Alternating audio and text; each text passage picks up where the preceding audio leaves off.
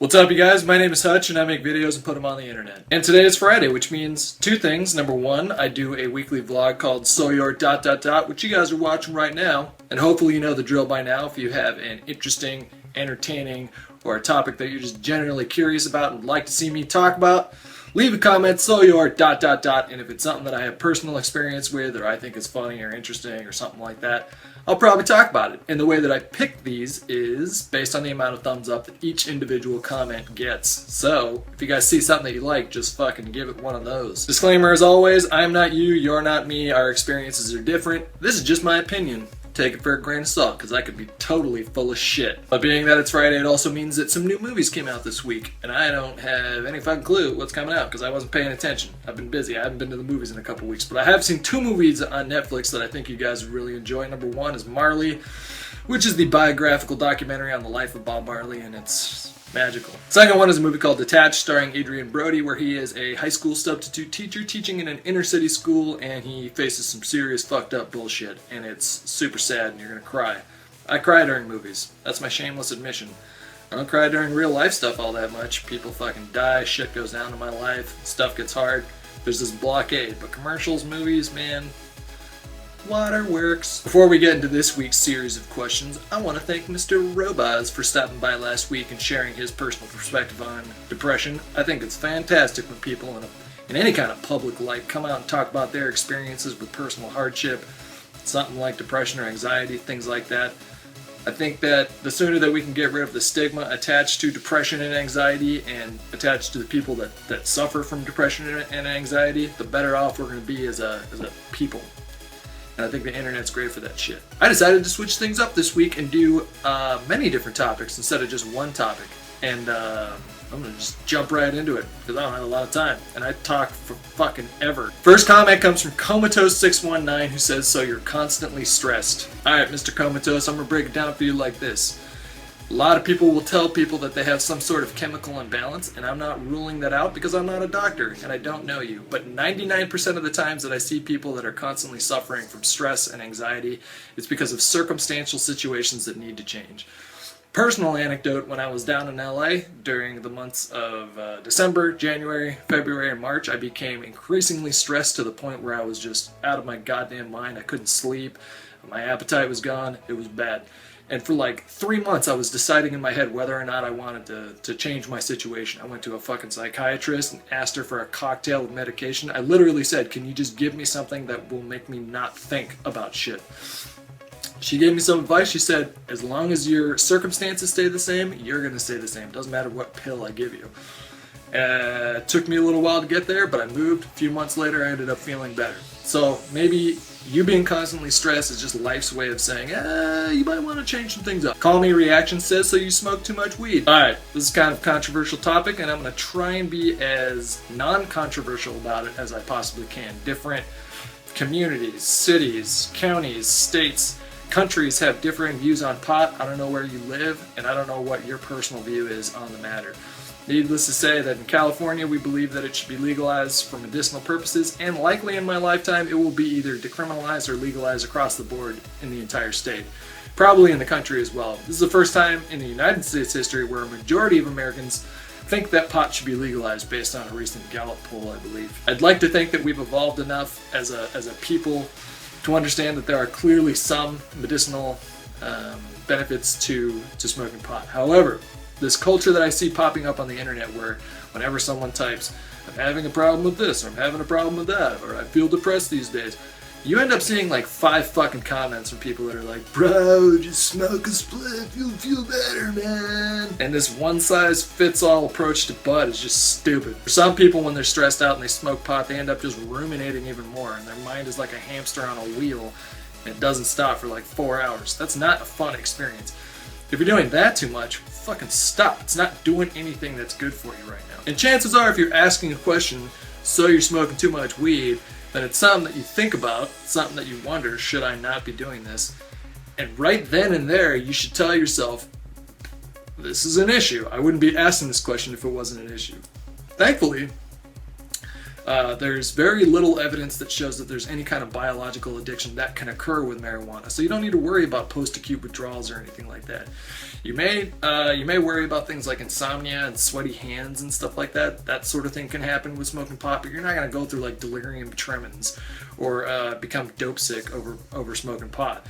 There are things such as a psychological or an emotional dependence on substances, and those things are serious and should be taken seriously. In any case, I would ask people that have more experience with you on the topic to help you out with it. Which segues right into our next comment from Modern Warfare Blasted, who says, so you're lacking self-discipline. Tying into the last question, I'll say that self-discipline is something that's rarely self-taught. You're taught it from someone else. And unfortunately, there's a lot of us on this planet that aren't really taught these sort of things at a young age. And consequently, we grow up with really poor coping mechanisms, and our life is sort of more difficult than someone who was reared properly, if I can put it like that. Ask for help. Don't do these things alone. If someone you see in your life is doing really good and has awesome self-discipline, just pull them aside and be like, hey, can you show me a few things? Because I feel like I'm lacking in that department. Just a segue into another serious topic. Mr. Purpots asks, so you have a 15-inch cock. All right, let me break down for you. For the well-endowed man, there are a few things that are just off the table for some women.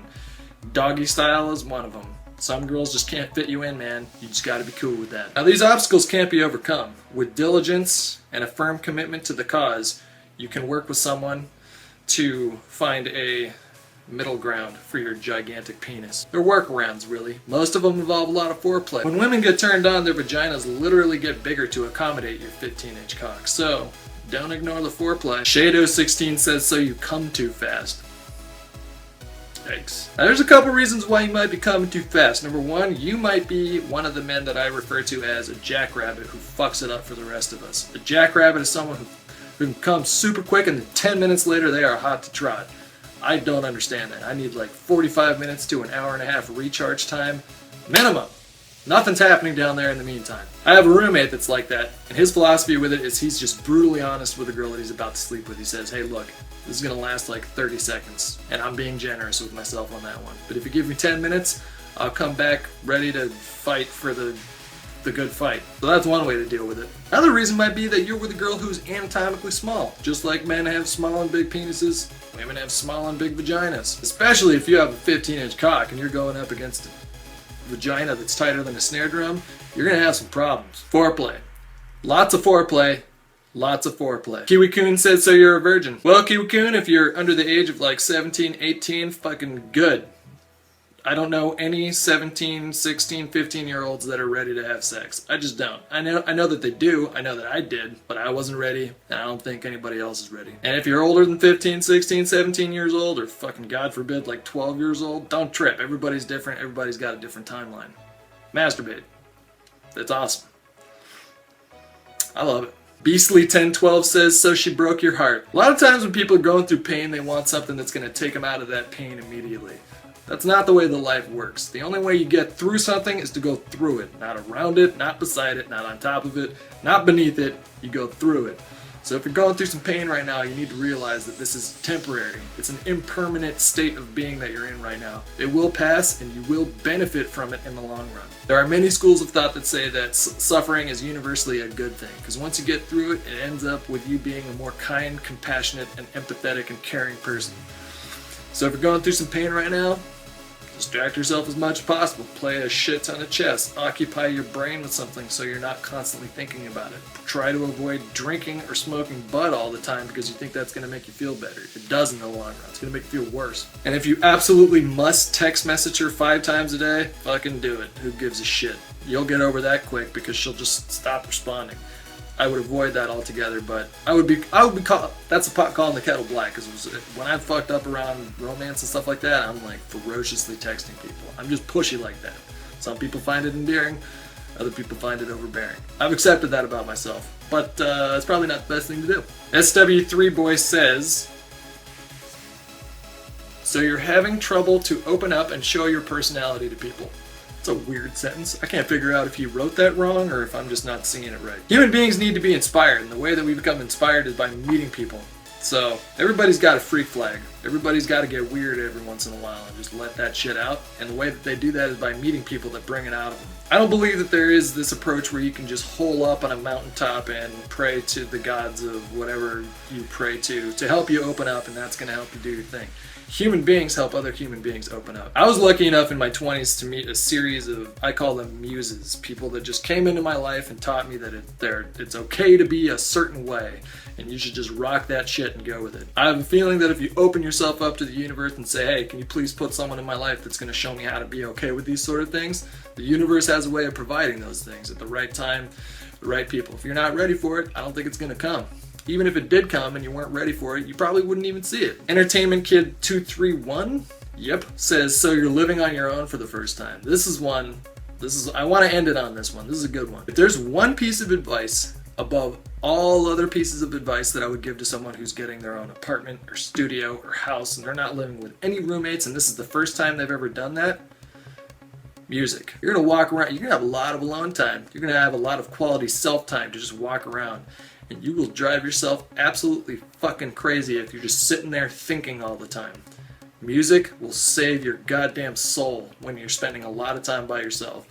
Throw on some Mumford & Sons, throw on some Ellie Goulding, throw on some fucking Radiohead, throw on some Nine Inch Nails, throw on some Macy Gray. That's right, I like Macy Gray. Erykah Badu, Lauryn Hill, Fleetwood Mac, Pendulum, no doubt, old school stuff, Tragic Kingdom. That was a great album. The Roots, Jurassic 5, Outkast. Just throw it all on. Listen to music all the time. Bob Marley. That's the fucking greatest way to start your morning. Just listen to a shit ton of Bob Marley. But play a lot of music. All the time. Just always have music going. That's my video for this week, guys. Hope you guys enjoyed. As always, leave a comment. Let me know what you want to talk about next week. Enjoy the beautiful, beautiful weather. Beautiful weather in Northern California. It's overcast and sunny at the same time. I love it. It's great. Hope you guys have an awesome weekend. Your mom might die. There might be a political uprising in your country. You might get in a car accident and have a near-death experience. You might fall in love. You might fall out of love. You might win the lottery. You might lose all your money on a game of blackjack. You might get arrested, and you might not have anything happen. That's not the point. The point is that on any given day, in any given moment, your life can change irrevocably.